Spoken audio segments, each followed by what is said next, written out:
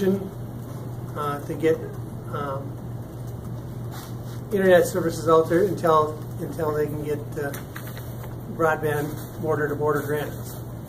So anyway, MVTV approached us, and they would like to build up to 10 sites of free hotspots in Kandiyohi County. Kandiyohi County then would need to decide where they'd like these free hotspot sites to be. Each hotspot's location would be given a 5 megabyte? 5 meg. 5 meg of internet speed. The speed, however, will be affected depending on the number of devices connected at the same time, kind of like I talked about with the kids. MVTV Wireless will allow Kandiyohi County to have 3 Wi-Fi sites for 2 years. After the 2 years, MVTV will assess the situation to determine if Wi-Fi is still a need or equipment would need to be removed. Then MVTV Wireless will not charge a monthly service for hotspots, but would collect payment for equipment, setup, and labor costs. And as I stated, the total cost per site is $1,250. MVTV requires each site to have its own electricity provided by the site. So right now they have several locations throughout Kandiyohi County. Hanson silos, different towers. When they first approached me, they were looking at using the antenna or tower at the courthouse for some immediate need right downtown. The food hub, I think they were looking at trying to get information to the food hub. And of course, throughout other parts of the county, whether it be the city of Kandiyohi or Atwater, Blumkist, some of those smaller ones. So we're in the process of having those conversations. They want to come to the board next Tuesday. I don't know if I'm ready to have them on the board quite yet. Depends on how their presentation to me goes at 3 o'clock today. I just want to make sure they have everything kind of in order. Otherwise, it'll be the first of the year, after the first year. So I don't know what your thoughts are on that. I did send Dean some of the information. Like, as I told you before, I know I'm not here because of my technology skills. So I'm the money guy.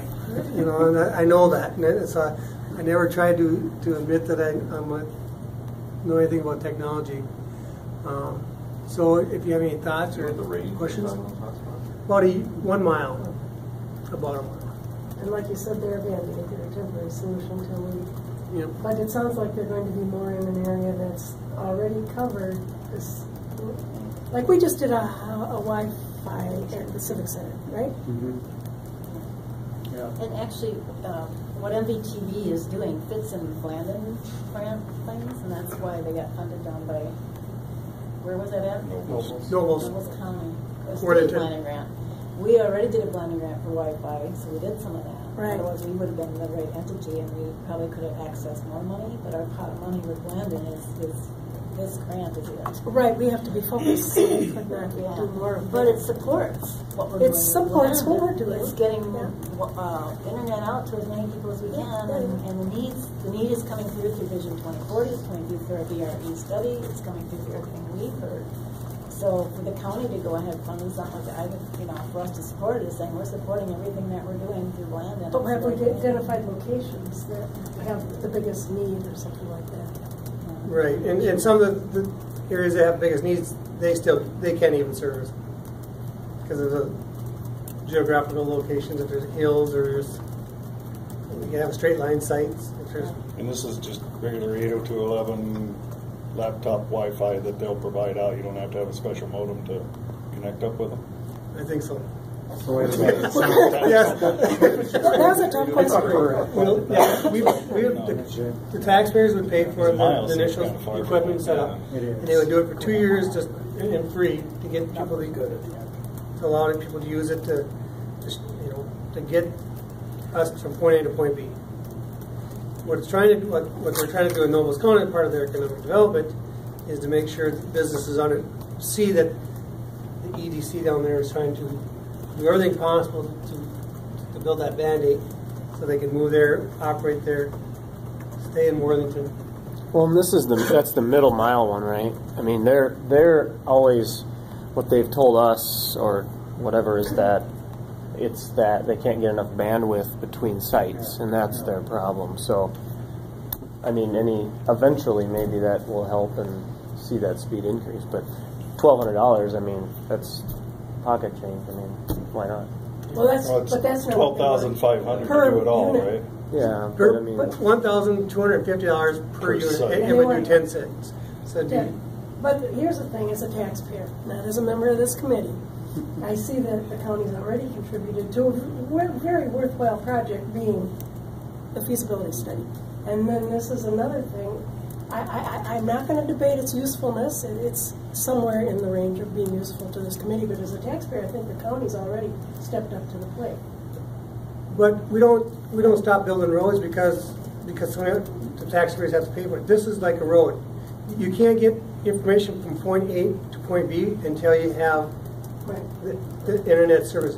It's no different than a paved or a gravel road. But this is like the supplier coming with asphalt and saying, where do you want it? It's going to Well, cost you X amount of money, but your user we hasn't do said, that all I've the got a time. gravel road that I need. But we do that all the time. We only have 2 suppliers for roads, for the gravel and bituminous for the most part. You know? I think it also sets a precedent. If you tell someone who's willing to give you something and you say, we don't want it, that's telling everybody we're good, we don't need it, see you later. I don't think it's a good precedent. Well, I don't think we're saying we don't want it or need it. It's just who's going to pay for it. How many people would it serve? Do we know that? No. Well, some of it is going to be charged. MTV is going to charge access fees. If they're like, I'll use our county parks for example. If they put it at the county parks, the people who use the parks pay for it. That's a login site. They pay. You can pay per hour, or you can pay for 30 days, or you can do 90 days. These sure ones, there would be no charge for them. It was for 2 years. And these are going to be more of an amenity type service. You know, it's free. Anybody can access it. It's not anything that business would be able to rely on. That's what I was just going to say. Businesses aren't going to be wanting to transmit sensitive So it could data go- over it, or It could go to somebody of need, more need-based perhaps, than students trying to get their homework done. Get the information. It's pretty cheap marketing. They're helping. It's almost like a marketing, helping determine the need out there. Sure. How many people actually use it? Did they That'll pick help the them sites, determine. Larry, or? No, we would have to. And I would use this your committee to kind of identify. I'll send this map around. I'll need it back, but you can kind of where their dots are. That's where they already have them in the county or outside the county, in the Clear City, Kirkhoven.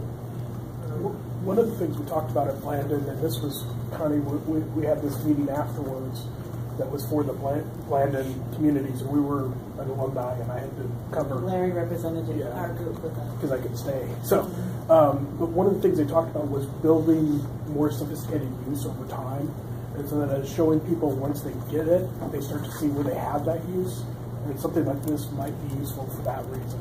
Is that a lot of people out there, especially older folks, may not know what they'd use it for, but once they get it, it's almost indispensable. And so in that way, it might be a big advantage. If you get outside of Lake Lillian, for example, you get a mile outside of Lake Lillian, and you have no coverage at all. You go in the city limits, you have a lot of coverage.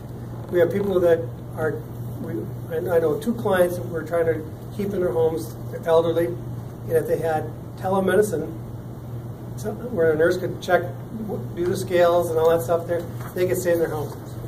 But because winter's coming up, most likely they're not going to be able to stay there this winter. that to me is a demonstrated need, most definitely. That would be really meeting a public purpose, you know. But that's. It's tough because 5 meg, that's your cap. And so if you're the only one using it, I mean, I don't know what telemedicine uses, but I guess it's a fair amount of this video. Is it $12.50 regardless of whether or not they leave it on the pole after 2 years? Yes. Here's the price breakdown. You'd understand this stuff better than the equipment. Well, my mom is able to stay in her home because she has a telephone connection from a cell phone to a nurse with an activated button. But it's not internet, it's really cell phone These year ones, they do weigh in every day or a couple times a day in the morning. And that goes through the internet where they're sending data. Okay.